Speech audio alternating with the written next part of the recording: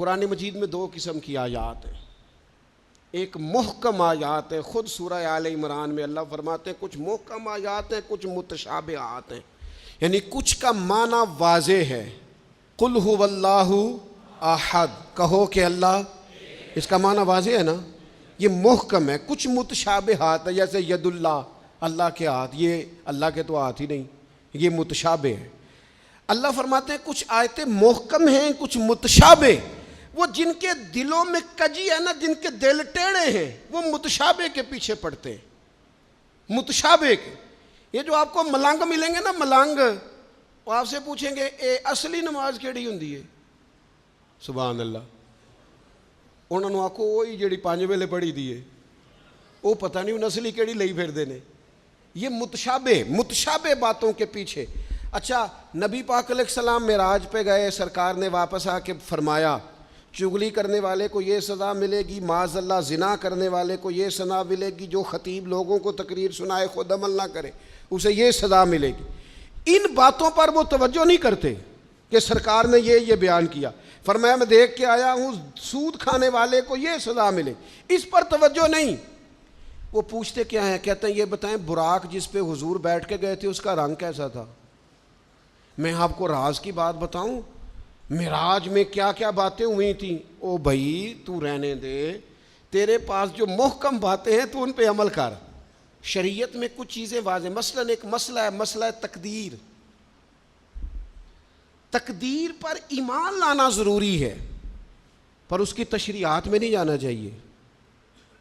یہ تقدیر کا یہ مسئلہ کیسے ہے، یہ مسئلہ کیسے ہے، اس میں جانے سے نبی پاک نے منع کیا، لیکن لوگوں کو عادت ہوتی ہے وہ باتیں چھیڑنے کی جن کو چھیڑنے سے شریعت نے روکا ہے، وہ چھیڑتے ہیں۔ یہ آپ حدیث پاک سنیے، حضرت ابو ہریرہ رضی اللہ تعالیٰ عنہ ارشاد فرماتے ہیں ہم سب لوگ ایک دن بیٹھے تھے تو کچھ لوگ مسئلہ تقدیر پر بحث کر رہے تھے، سرکار تشریف لے آئے۔ فرماتے ہیں حضور نے ہمیں وہ باتیں کرتے سنا مسئلہ تقدیر پر، تو نبی کریم صلی اللہ تعالی علیہ وآلہ وسلم کے رخسار مبارک، یہ حضرت ابو ہریرہ کے لفظ ہیں، فرماتے ہیں حضور کے غصے سے مقدس رخسار اتنے سرخ ہو گئے جس طرح کے انار نچوڑ دیا ہو رخساروں پر، جلال آیا نبی کریم کو۔ اور رسول اللہ صلی اللہ تعالی علیہ وآلہ وسلم نے ارشاد فرمایا تم سے پہلے لوگ اس لیے ہلاک کر دیے گئے کہ وہ ایسی باتوں پر بحث کرتے تھے جن پر بحث کرنے سے اللہ نے منع فرمایا ہے۔ اور حضور فرمانے لگے کیا میں اس لیے مبعوث ہوا تھا؟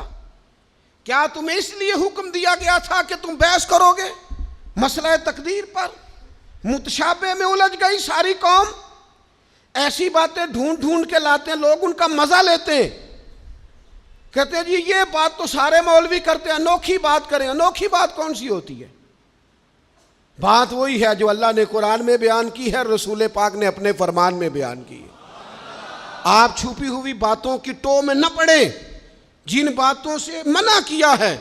2 دفعہ قسم اٹھائی ہے نبی پاک نے، 2 دفعہ رسول اللہ صلی اللہ تعالی علیہ وسلم نے قسم اٹھا کے فرمایا میں تمہیں قسم دے کے کہتا ہوں مسئلہ تقدیر میں بحث نہ کرنا، میں تمہیں قسم دے کے کہتا ہوں مسئلہ تقدیر میں بحث نہ کرنا۔ او خدا کے بندو، جن باتوں سے ہمارے نبی پاک نے ہمیں قسمیں دے دے کے روکا ہے ان باتوں میں الجھتے ہو۔ معرفت دی گل، معرفت کی ہوندی ہے؟ معرفت وہ ہے جو تمہیں قوال بتائیں گے، گویے بتائیں گے تمہیں معرفت۔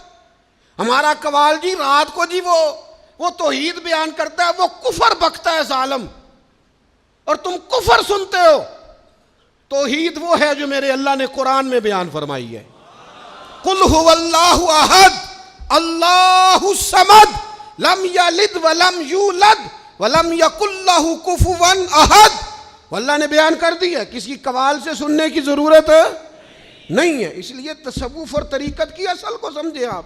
ہم ملنگوں سے باتیں سنیں گے تو میرے عزیز کبھی بھی ان چکروں میں نہ پڑے، متشابہات میں آپ الجھ گئے۔